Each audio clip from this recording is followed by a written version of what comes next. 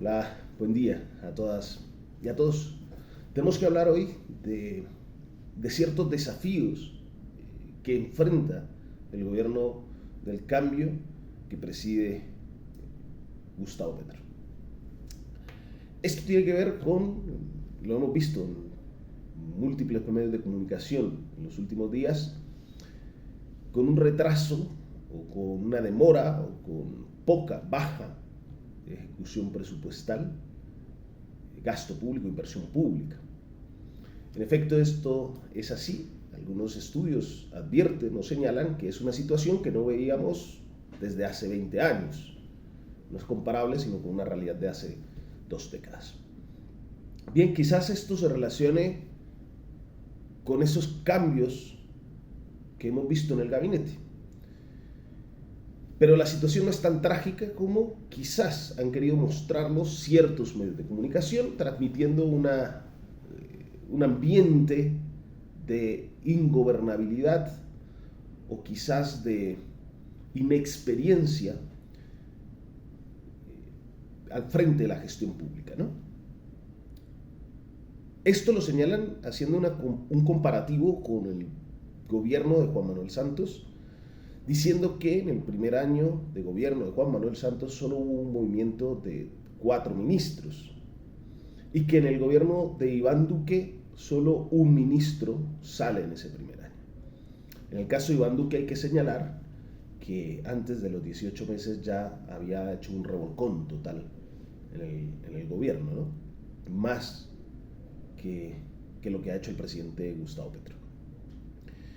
Pero estos cambios de 19 ministerios, cambiar 11 ministros en menos de un año, es algo que debe llamarnos la atención, que sin embargo no debe preocuparnos en la medida, en el supuesto de que esos cambios se hayan hecho para precisamente corregir ciertas necesidades o atender ciertas necesidades que presentaba la administración pública.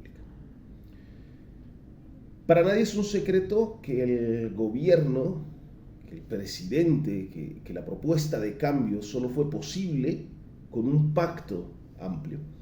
Lo que quiere decir con nuevos sectores, con sectores de la sociedad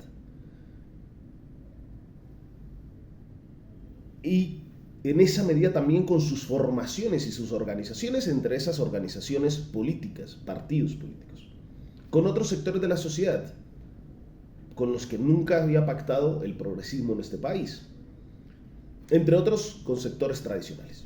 Y esto lógicamente se tradujo en burocracia, es decir, en entregar ciertas carteras ministeriales, ciertas carteras a partidos tradicionales. Y esto es entendible. Así funciona la política.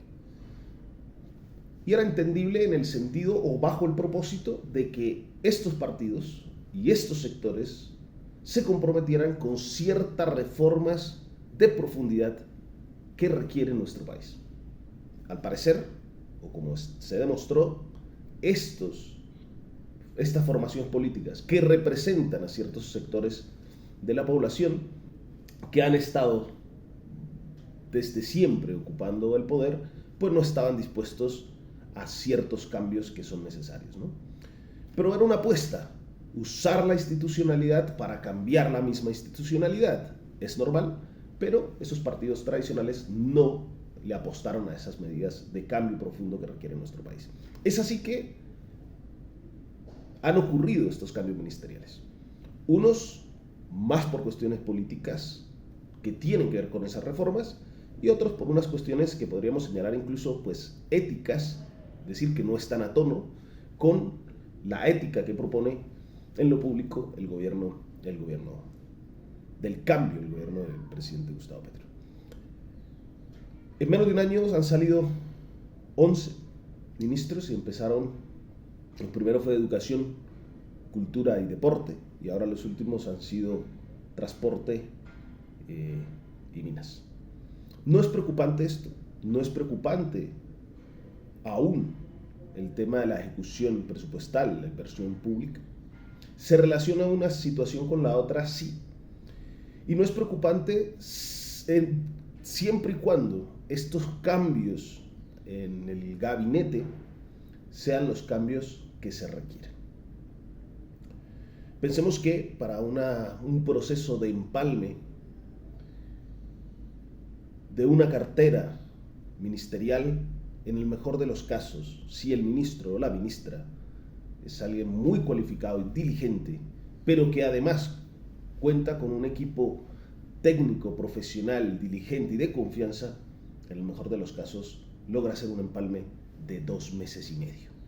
Así que igual hay que darle tiempo a esos gabinetes a que puedan empezar a ejecutar realmente esa línea gubernamental. Diría Herbert von Karajan, un gran director de orquesta austriaco, quien dirigió por 35 años la Filarmónica de Berlín, diría: el arte de dirigir consiste en saber cuándo dejar la batuta para no molestar a la orquesta.